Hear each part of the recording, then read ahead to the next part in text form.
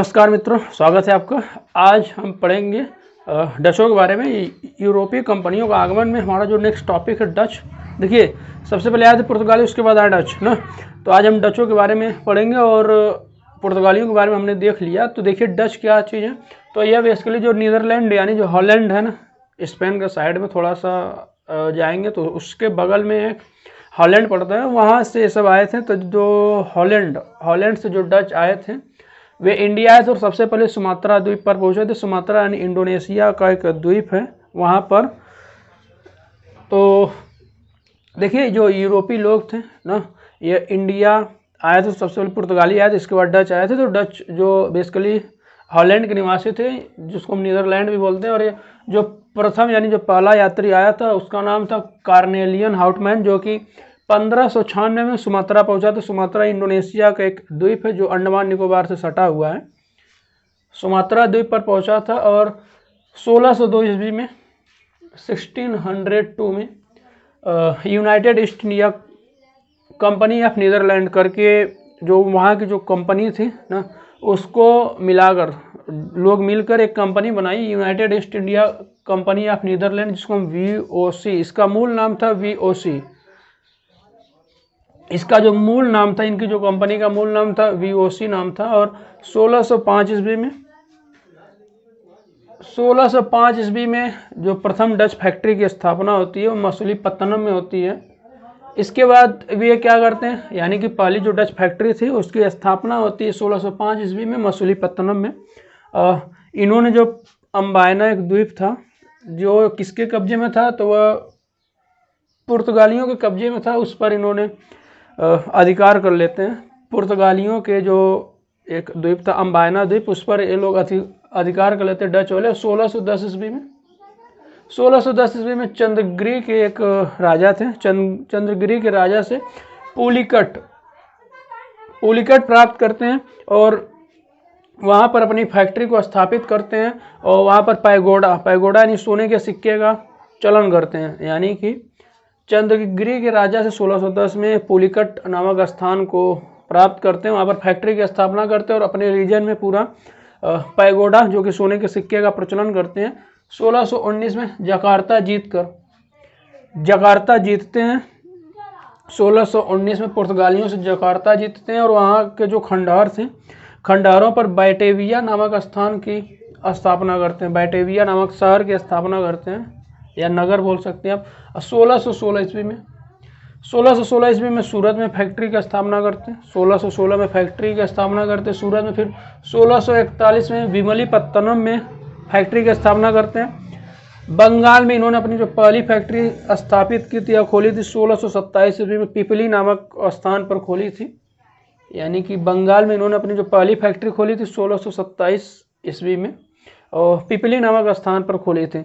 1658 ईस्वी में इन्होंने कासिम बाजार, बालासोर, पटना, नागपट्टनम में अपनी फैक्ट्री खोली थी। यानी कि 1658 में कासिम बाजार, बालासोर, पटना, नागपट्टनम में अपनी फैक्ट्री खोली।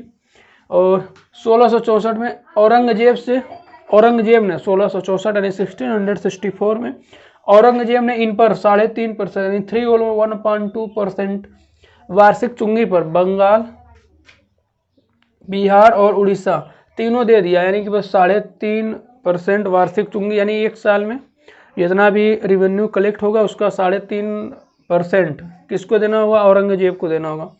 तो वार्षिक चुंगी पर इन्होंने बंगाल, बिहार, उड़ीसा, उस टाइम के काफ़ी बहुत बड़े रीजन थे। ये पूरा आप देख रहे हैं इधर का, तो ये पूरा रीजन किसको दे दिए थे, डचों को। 1690 ईस्वी में जो पुलिकट के स्थान पर इन्होंने नागपट्टनम को अपना सरकारी मुख्यालय बनाया। जो डच थे पुलिकट के स्थान पर नागपट्टनम को अपना सरकारी मुख्यालय बनाते हैं। और इन्होंने मसालों की जगह जो भारतीय कपड़े हैं ना, उनके निर्यात पर ज़्यादा विशेषकर जोर दिया। यानी कि भारतीय कपड़ों से ज़्यादा यानी कि जो जितने भी यूरोपियन कंट्री आए सब मसालों को ज़्यादा महत्व दिया, लेकिन इन्होंने भारतीय कपड़ों की निर्यात पर ज़्यादा फोकस किया। और कासिम बाजार में, यानी कि कासिम बाजार जो कि पश्चिम बंगाल में पड़ता, बंगाल में पड़ता था यहाँ पर।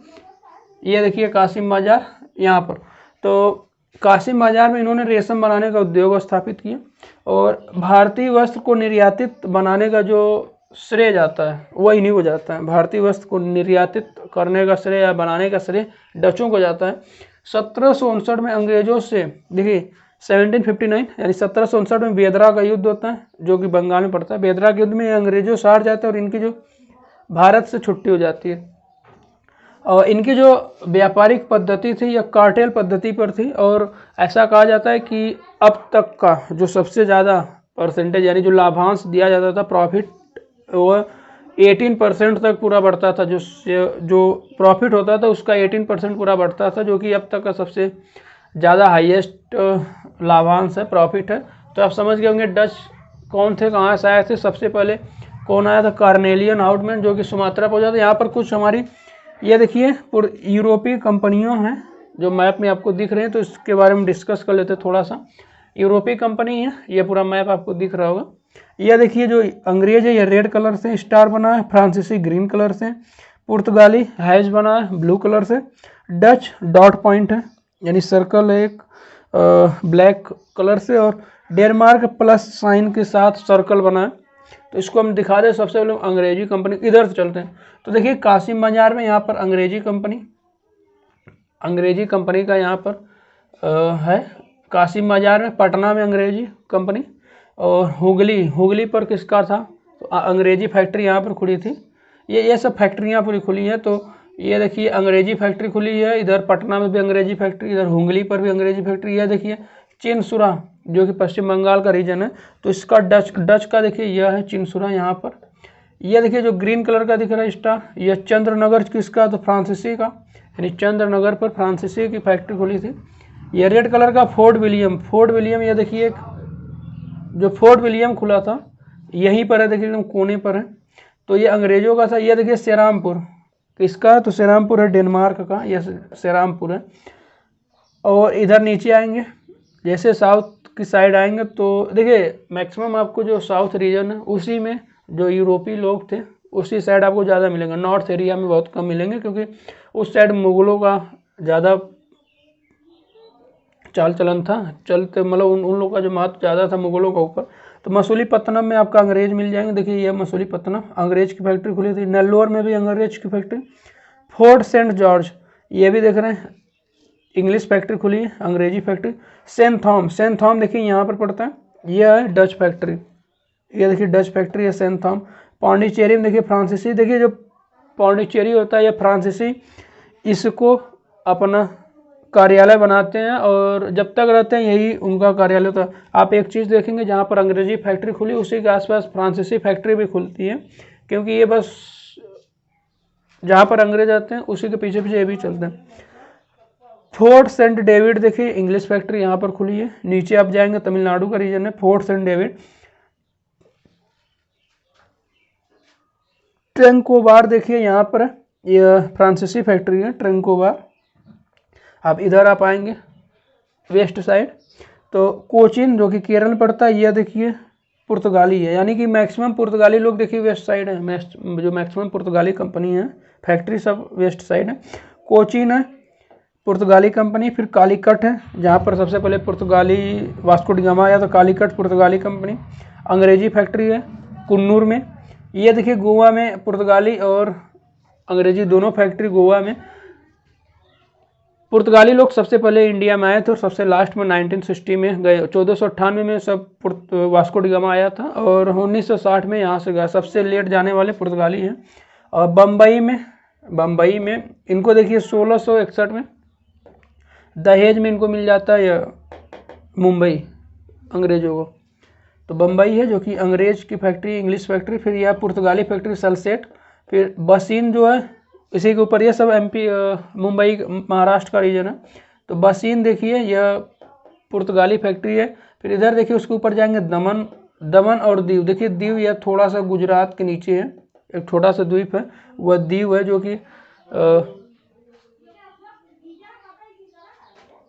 यह देखिए दीव हुआ। और ये हुआ दमन जो कि पुर्तगाली हैं। इसके ऊपर जाएंगे सूरत में आपका इंग्लिश फैक्ट्री, अंग्रेजी फैक्ट्री मिल जाएगी। इसके ऊपर जाएंगे बड़ोदरा, ये देखिए यह है बड़ोदरा हमारा पुर्तगाली फैक्ट्री। खंबात, ये खंबात की खाड़ी, ये खंबात इंग्लिश फैक्ट्री यानी अंग्रेजी फैक्ट्री खुली थी। अजमेर में देखिए अंग्रेजी फैक्ट्री है, और दिल्ली में यह फ्रांसीसी फैक्ट्री है। दिल्ली में फ्रांसीसी फैक्ट्री, तो इसको आप समझ गए होंगे, एक बार आप इसको देख लीजिए आराम से, और तो आप समझ गए होंगे क्या चीज़ कैसे था। तो ये रहा पूरा यूरोपीय कंपनियों का आगमन कैसे था। तो डच हो गया, पुर्तगालियों का डच हो गया, बचे हमारा इसके बाद फ्रांसीसी बच जाएंगे, और अंग्रेज जो कि मेन इंपॉर्टेंट अंग्रेज होते हैं, तो उनके बारे में डिस्कस करेंगे इस टाइम एक देखिए जो कोविड-19 कोरोना की जो लहर काफ़ी तेज़ी के साथ जो इसका स्प्रेडनेस है बहुत काफ़ी तेज़ी के साथ हो रहा है। तो आप लोग थोड़ा सा बचा कर रहिए, घर पर रहिए, मास्क पहनिए, लोगों से थोड़ा दूरी बनाइए, क्योंकि जो सेकेंड वेव आई है कोरोना की काफ़ी हार्मफुल है, बहुत ही नुकसानदायक है। तो बच कर रहिए, स्वस्थ रहिए, मस्त रहिए। धन्यवाद।